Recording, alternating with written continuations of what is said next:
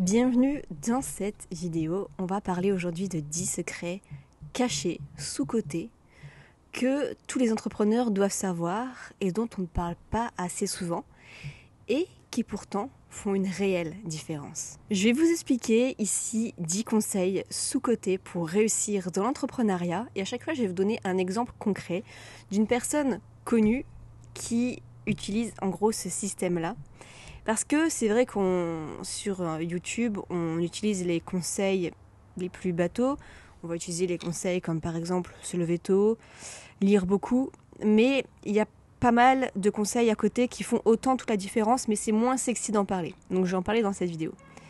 La première technique, le premier secret, c'est de pratiquer la gestion du temps avec le time blocking.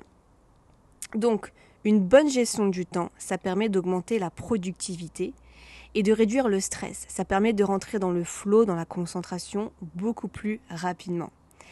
Et ça peut paraître un peu bizarre de se chronométrer pour travailler, et pourtant c'est hyper efficace. Ce que je fais, c'est que je vais me mettre une playlist sur YouTube où je vais marquer méthode Pomodoro ou Deep Work ou encore Work With Me ou Study With Me. Je vais choisir souvent un créneau de 2 heures avec une pause, je vais faire 2 blocs avec une pause d'environ 15 minutes entre les 2 blocs. Et ça me permet d'être beaucoup plus concentrée, d'être beaucoup plus efficace. Parce que si je me disais que j'avais toute l'après-midi pour le faire, je vais mettre toute l'après-midi pour le faire. Si je veux être efficace, j'utilise ça. Si j'ai du mal à me concentrer, je vais utiliser cette méthode. Je ne dis pas que j'utilise à chaque fois. Mais si j'ai besoin de me forcer un petit peu ou le besoin de vraiment me concentrer parce que je pense à autre chose que le travail, je vais utiliser cette méthode qui est réellement efficace. Donc là, vous pouvez bloquer des créneaux spécifiques. Vous commencez par exemple à 14h pile jusqu'à 16h et après vous faites une petite récompense. Donc vous pouvez réserver par exemple aussi les matinées pour les tâches créatives et les après-midi pour les réunions. Je vous conseille plutôt de commencer par ce qui vous demande le plus d'énergie au matin. Parce qu'il y a un livre comme ça qui s'appelle « Manger le crapaud en premier » qui explique qu'on a une réserve de volonté toute la journée, comme les Sims. Et du coup, il vaut mieux faire ce qui demande le plus d'énergie le matin parce que plus le temps passe, moins vous allez avoir d'énergie. Même pour choisir vos vêtements, ça va vous prendre de l'énergie, même sans vous en rendre compte. Donc vous savez que Elon Musk, il utilise cette méthode. Il utilise cette méthode du time blocking ou du deep work, il y a plusieurs façons de le dire, pour gérer ses entreprises comme SpaceX et Tesla, même s'il en a bien d'autres. Et en fait, lui, c'est même hardcore, c'est-à-dire que chaque minute de sa journée, c'est planifié à l'avance pour maximiser son activité. Donc je pense qu'Elon Musk est la personne qui donne le plus l'exemple sur la productivité. Et il utilise du coup cette technique. La deuxième stratégie, ça va être de prioriser votre santé mentale et physique. Donc là, c'est la base de toute réussite durable, même si c'est un conseil qui paraît moins sexy, même si on se dit que indirectement ça a moins d'impact, et pourtant si, complètement. Et ignorer tous ces aspects-là, ça peut vraiment vous mener à un épuisement, à un stress, à une fatigue sans vous en rendre compte, à un dégoût, à une perte de motivation. Donc là, vous pouvez intégrer des routines de bien-être dans votre quotidien. Ça dépend. Il y a la méditation. Moi, je sais que c'est pas du tout fait pour moi, j'aime pas ça.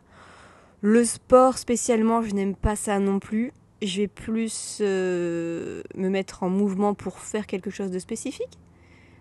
Ça peut être aller faire des courses, ça peut aller marcher pour chercher du pain. Plutôt ce genre de choses. Mais chacun son truc. Une alimentation équilibrée, bien sûr.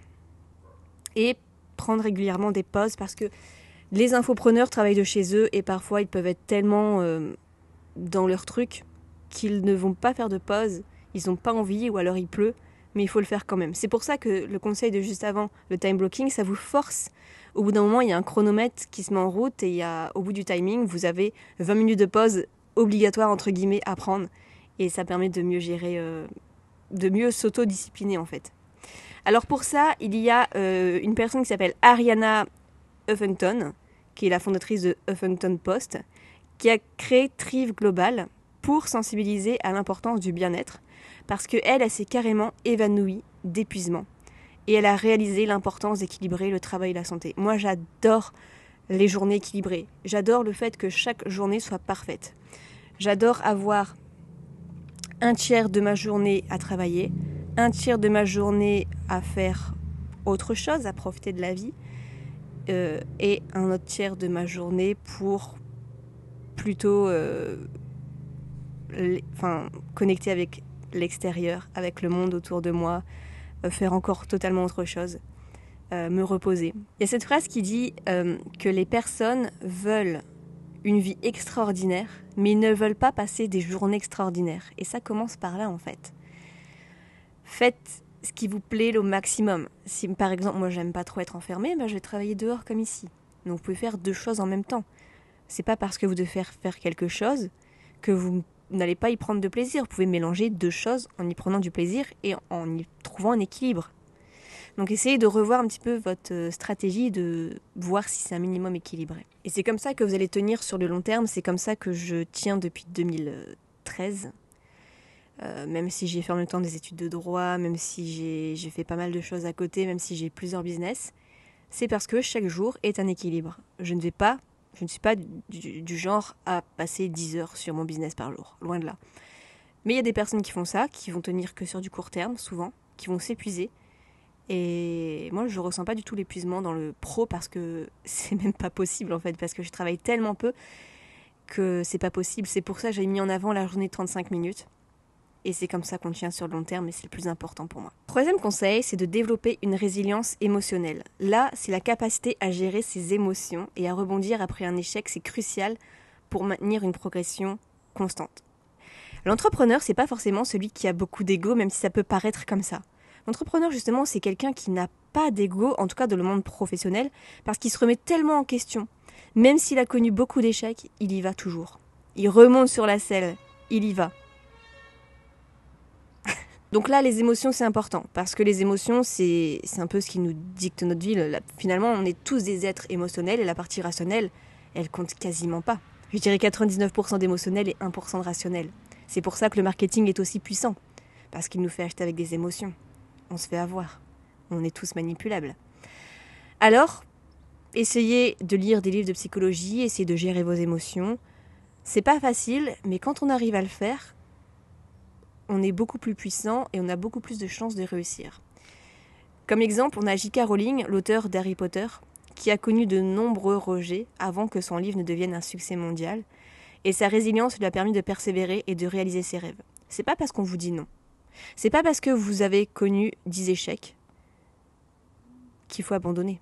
C'est justement là où il faut y aller. Sinon, tout le monde réussirait s'il y avait juste un seul non. Mais la plupart des gens, on leur a dit non plein de fois. Énormément de fois. Et pourtant, ils croyaient tellement en leur projet, en leur rêve, qu'ils ont continué. Et c'est ça qui fait toute la différence. Donc vos émotions, essayez de les gérer au maximum. Quatrième stratégie, quatrième secret, c'est de se créer un réseau de soutien solide. Là, je trouve que c'est important et moi, ça me manque aussi en ce moment. C'est-à-dire que quand j'ai débuté, j'étais vachement entourée déjà de personnes assez connues dans l'entrepreneuriat. Et j'ai vite baigné dedans avant même que je commence à créer mon premier site internet. Et ça m'a vraiment énormément aidée. Et pour moi, c'était normal, limite, de réussir dans ce milieu-là parce que tous mes amis étaient dans ce milieu-là. Et on se sent compris, on voit que par exemple une personne qui fait 10 000 euros par mois, c'est normal.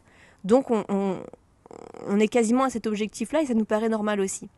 Donc on change le paradigme, on change nos croyances et ça aide énormément de voir et d'être entouré d'un réseau. Alors que si un entrepreneur reste seul, ça va être difficile de casser ses croyances. Il a besoin quand même d'être entouré. Donc des mentors, des pairs, des collaborateurs, des séminaires qui partagent vos valeurs et vos visions. Participer à des événements, faire du réseautage, mais pas le réseautage forcément par intérêt, mais essayer quand même de connaître vraiment la personne. Vaut mieux avoir 3-4 personnes avec qui vous connectez vraiment dans votre milieu que se vanter d'avoir 200 personnes que vous connaissez, mais hyper superficiellement. Là, comme exemple, on a Sheryl Sandberg, COO de Facebook, qui met en avant l'importance du mentorat dans son livre Lean In, parce qu'elle attribue une partie de son succès à l'appui et au conseil de mentors expérimentés. Cinquième secret, c'est de faire preuve de flexibilité et d'adaptabilité. Parce que l'environnement des affaires, ça change rapidement. Tous les 6 mois, il y a une nouvelle astuce, etc. Et la capacité de s'adapter, c'est essentiel. Là, maintenant, on a l'intelligence artificielle. Soit on s'adapte, soit on meurt. On peut s'adapter toujours avec nos valeurs. On n'est pas obligé de s'adapter de façon rigide. Par exemple, l'intelligence artificielle, vous n'êtes pas obligé de le remplacer par exemple tous vos articles de blog par l'intelligence artificielle. Ça peut être un assistant. Ça peut compléter votre contenu. Donc là, il faut vraiment être prêt au changement. Celui qui ne s'adapte pas meurt. Donc c'est comme ça qu'il contient sur le long terme. Par exemple, Netflix, il a pivoté de la location de DVD à la diffusion en streaming, devenant ainsi un leader mondial et s'adaptant aux changements technologiques et aux préférences des consommateurs. 6e conseil, c'est investir dans la formation et l'éducation continue. C'est pas parce que vous avez eu votre bac que vous devez arrêter d'apprendre. Puisque le marché, en plus, il évolue constamment. On ne sait pas ce qu'on ne sait pas. Et parfois, ça nous ouvre l'esprit d'apprendre dans les livres, dans les vidéos YouTube. Et ça nous permet d'évoluer. Donc, moi, j'achète environ 2 à 3 formations par mois depuis plus de 10 ans. Et ça m'aide énormément. J'ai vu complètement la différence. C'est-à-dire qu'au début, j'ai mis 3 ans pour en vivre. Mais c'est parce qu'en fait, au début, je voulais pas investir dans des formations pour y arriver. Déjà, je n'avais pas les moyens. Et de 2, c'est parce que je me disais, j'avais trop d'ego en fait. Je me disais, je peux réussir toute seule sans acheter des formations. Et c'est à partir du moment où j'ai acheté des formations en ligne que je suis passée de 500 € par mois à 1500 € par mois. Et donc ça a tout changé pour moi parce que je pouvais en vivre après. Bill Gates, par exemple, c'est un fervent défenseur de l'apprentissage continu. Lui, il est extrême. Il lit environ 50 livres par an pour élargir ses connaissances et rester informé des nouvelles tendances. Il lit un peu sur tout d'ailleurs. Je sais que parfois il se fait des petits... il part par exemple, il va se louer un petit cabanon en forêt, seul. Et ce qu'il prend, c'est beaucoup de livres et des canettes de coca. Bon, ça reste à voir pour les canettes de coca puisqu'il a des actions quand même dans ça. Mais tout ça pour dire que c'est quelqu'un... pourtant il est assez âgé, mais toute sa vie, il apprend. 7e stratégie, de pratiquer l'autodiscipline et la rigueur. La discipline amène à la liberté. Personne va vous dire d'aller travailler quand vous êtes infopreneur. Personne va vous dire le matin, il faut te lever, il faut y aller. Personne le matin te dira de continuer à en croire en tes rêves. Il n'y a que toi. Donc, il faut avoir la discipline. Il faut rester concentré sur tes objectifs. Il faut savoir pourquoi tu le fais. Et tes pourquoi peuvent changer au fur et à mesure du temps. Donc là, ce que tu peux faire si tu as besoin de beaucoup de discipline, c'est d'établir des routines quotidiennes. Qu'est-ce que tu fais le matin en te levant ? À quoi tu penses ? Est-ce que tu fais de l'exercice ? Est-ce que tu fais des affirmations ? Warren Buffett, par exemple, est connu pour sa discipline stricte en matière d'investissement, se tenant une approche méthodique et patiente pour maximiser ses rendements à long terme. Il ne se laisse pas trop avoir par ses émotions, justement. 8e conseil, utiliser le feedback constructif pour grandir. Encore une fois, on met son ego de côté. C'est constructif pour s'améliorer. Parfois, si on vous dit tu as mal fait quelque chose, c'est pas forcément contre vous, c'est parce qu'on vous aime et ça serait top si vous vous améliorez aussi là-dessus. Et dans le monde de l'infoprenariat, si un client vous dit ton produit il est pas top parce que ça et ça c'est pas très clair, ne le prenez pas mal. Dites-vous que c'est génial et que grâce à ça, vous allez pouvoir faire une meilleure vidéo qui deviendra une meilleure formation, qui sera encore plus mise en avant par vos clients et vous ferez encore plus de ventes. Un excellent produit. Et grâce à tous les retours clients, grâce finalement à tous les commentaires négatifs, vous allez dominer votre marché. Donc même, parfois, demandez des expériences à vos clients. Envoyez un email après 15 jours d'achat de la formation et demandez ce que vous pouvez améliorer. Là, par exemple, on a Ray Dalio, fondateur de Bridgewater Associates, qui a construit une culture de transparence radicale où le feedback constructif est valorisé, conduisant à une amélioration continue au sein de l'entreprise. Donc ça, c'est top. 9e conseil, maintenez un équilibre travail-vie personnelle. Un bon équilibre entre le travail et la vie personnelle. Parce que pour ne pas avoir de regrets, pour le bien-être, pour ne pas se cramer, pour ne pas être en burn-out. Se fixer des limites. Par exemple, depuis peu, moi, j'ai dissocié là où je travaille et là où je vis. Alors qu'avant, je travaillais là où je vivais. Maintenant, j'ai pris un bureau ailleurs. Ça fait du bien aussi pour le mental, même si on ne se rend pas compte. C'est ça en fait, c'est que c'est plein d'actions qui font que vous n'allez pas vous en rendre compte et à un moment, le matin, vous n'allez pas réussir à vous lever. Et vous êtes cramé et vous allez devoir tout arrêter à cause de ça parce que vous n'avez pas su faire un équilibre. Donc réservez du temps pour des activités qui vous passionnent et qui vous ressourcent. Là, on a l'exemple de Richard Branson, qui est un entrepreneur quand même très connu, fondateur de Virgin Group. Lui, il a toujours prôné l'importance de l'équilibre entre le travail et la vie personnelle et qui souligne que ça contribue même à une plus grande créativité et productivité. Et enfin, 10e et dernier conseil, c'est hyper important aussi dans l'entrepreneuriat. C'est de faire preuve de patience et de persévérance. Parce que le succès ne se construit pas du jour au lendemain. Il n'y a pas de bouton magique, il n'y a pas finalement de gros secret qui dit que le secret c'est tu lis telle phrase tous les jours et tu deviendras riche. C'est faux. Le secret, c'est en fait qu'il n'y a pas de secret. Il faut juste travailler, se remettre en question, avoir un certain équilibre. C'est plein de mini-secrets, mais il n'y a pas le gros secret en fait. Et je sais que dans l'affiliation, on me demande souvent au bout de combien de temps j'aurai des résultats. Ça dépend de chaque personne. Je vais répondre souvent c'est entre 3 et 6 mois. Et même ça, c'est trop long pour eux. La plupart des entrepreneurs qui ont créé leur propre cours en ligne, on en vivait au bout de 3 ans. Qui est prêt à travailler 3 ans gratuitement pour en vivre ensuite ? Ensuite, pas grand monde. Donc, il faut se dire qu'il faut beaucoup de travail au début et les résultats viendront petit à petit. Mais après, ça sera le contraire. Ça sera peu de travail et beaucoup de résultats. Mais il faut être prêt à lancer la machine au début et travailler beaucoup. Donc, il faut rester vraiment déterminé, avancer malgré les échecs, même lorsque les progrès semblent lents. Il faut continuer.